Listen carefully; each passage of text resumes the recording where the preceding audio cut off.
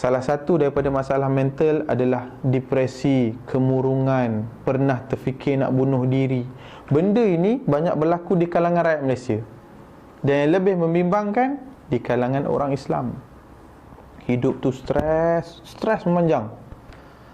Sampai ke tahap bila stres tu tak dapat dikawal dengan baik, dia mula terfikir untuk menamatkan hidupnya sendiri.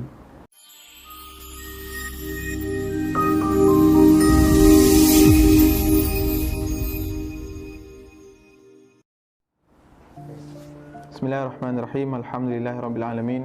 Wassalatu wassalamu ala asyrafil anbiya'i wal mursalin wa ala alihi wa ashabihi ajma'in. Rabbi shrahli sadri wa yassir li amri wahlul 'uqdatam min lisani yafqahu qawli. Subhanaka la ilma lana illa ma 'allamtana innaka antal alimul hakim. Wala haula wala quwwata illa billahil aliyil azim. Amma ba'd. Ayyuhal mu'minun ittaqullah usikum wa iyaya bittaqwa faqad fazal muttaqun wa tazawwadu fa inna khairaz zadi taqwa wattaqullah ya ulil albab la'allakum tuflihun. Muslimin muslimat, hadirin hadirat, muslimin muslimat yang dirahmati Allah Subhanahu wa taala sekalian. Alhamdulillah kita bertemu dalam sesi perkongsian ilmu pada hari ini. Dan apa yang saya nak kongsikan sedikit dalam tempoh yang serba ringkas ini adalah berkenaan dengan hakikat keinsanan. Hakikat keinsanan. Muslimin muslimat yang dirahmati Allah Subhanahu wa taala. Bila kita cerita tentang hakikat, hakikat ialah benda yang berada di sebalik sesuatu benda yang zahir. Apakah hakikat kepada seorang ibu? Hakikatnya, ibu adalah individu yang melahirkan, yang membesarkan, yang mendidik. Apakah hakikat seorang ayah? Ayah seorang yang menguruskan keluarga, yang mencari nafkah, yang membesarkan anak-anak dan sebagainya. Benda-benda yang disebutkan tadi adalah benda-benda yang tersirat. Itu hakikat. Benda yang boleh dilihat, itu secara maksurnya boleh dilihat, kita boleh lihat. Tapi hakikat benda yang di sebalik. Benda yang di sebalik ini yang ramai orang selalu terlepas pandang. Kita selalu terlepas pandang. Kita lihat ibu kita sebagai ibu. Tak, ibu kita sebenarnya adalah syurga kita. Benda-benda begitu yang di sebalik. Maka konteks yang nak dikongsikan hari ini bukan konteks ibu itu, bukan konteks ayah itu, konteks insan itu sendiri, manusia itu sendiri. Manusia itu sendiri siapa? Ada dalam satu kuliah Baba Ismail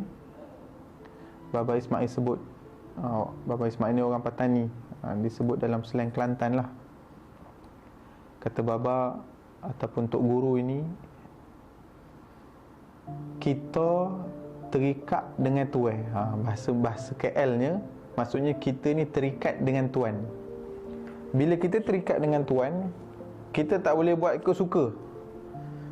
Tuan kata sehari sembahyang 5 waktu, tak boleh lawan. Sebab apa? Tuan kata begitu. Kita nak buat apa pun terikat dengan itulah. Maka itulah hakikat yang kita kena faham. Bila kita ni sedar diri kita ni hamba, kita tak boleh buat ikut suka. Begitu juga dengan perkara-perkara yang berlaku di sekeliling kita. Berlaku perkara-perkara yang menyebabkan kita rasa gembira, kita cepat-cepat sedar, oh, hakikatnya ini datang dari Allah. Berlaku sesuatu perkara yang buat kita sedih. Sedih itu fitrah, tapi hakikatnya kita tahu, oh, ini datang dari Allah. Jadi orang beriman itu, kata Nabi SAW, orang beriman itu indah hidupnya, ajaib hidupnya. Bila diuji, dia sabar. Bila diberi nikmat, dia syukur. Dalam dua-dua keadaan, dia berada dalam keberuntungan. Itu orang beriman. Maka hakikat itu menerangkan bahawa orang beriman itu sentiasa dalam keberuntungan. Sebab apa? Sebab kita tahu apa pun hakikatnya dari Allah. Kita berniaga, untung. Oh, untung ini dari Allah. Kita berniaga dengan segala usaha kita, dengan segala penat lelah kita, takdir Allah rugi. Oh, ini juga takdir pemberian daripada Allah. Maka tidak wujudlah kes-kes bunuh diri, kes depresi. Hari ini kalau kita lihat kepada statistik daripada Persatuan Kesihatan Mental Malaysia, masalah mental di kalangan rakyat Malaysia sangat tinggi. Masalah mental ni jangan kita bayang gila. Oh, orang gila jalan tepi jalan tu masalah mental. Salah satu daripada masalah mental adalah depresi, kemurungan, pernah terfikir nak bunuh diri. Benda ini banyak berlaku di kalangan rakyat Malaysia. Dan yang lebih membimbangkan, di kalangan orang Islam. Hidup tu stres memanjang. Sampai ke tahap bila stres tu tak dapat dikawal dengan baik, dia mula terfikir untuk menamatkan hidupnya sendiri. Ini bukan orang Islam, orang Islam yang sembahyang 5 waktu, yang yakin kepada konsep ketuhanan Allah itu Tuhan kita. Tapi dalam dia percaya itu, dia tak dapat kontrol stres. Hidupnya fikir macam mana nak tambah kekayaan. Bangun pagi, pergi kerja, cari pangkat, cari jawatan, cari duit. Anak bagi bibik jaga. Isteri pun sama. Isteri naik jawatan, dah jadi pengurus kanan, pengurus besar. Suami jadi ketua pegawai eksekutif. Duit, orang Kelantan kata belana, banyak. Kaya sungguh. Kereta banyak, rumah besar. Anak, kalau yang dah bujang tu, keluar malam, pergi kelab malam, berpeleseran. Mak ayah ni mesyuarat, meeting, oversee, conference, seminar. Hakikatnya mereka saja yang tahu. Kita yang di luar melihat, oh ini orang kaya, oh ini orang yang berjawatan tinggi, oh ini orang besar. Di sisi masyarakat dia orang besar. Hakikat apa yang dia rasai hanya dia dan Allah saja yang tahu.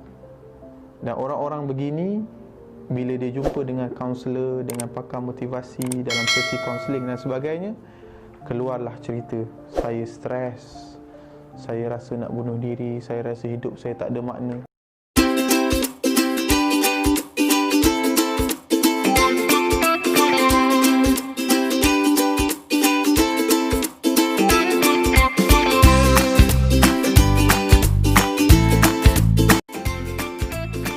Terima kasih kepada semua para penyumbang. Syukran jazilan katsiran. Jazakallahu khairal jazak. Minumlah Tanwir Koko.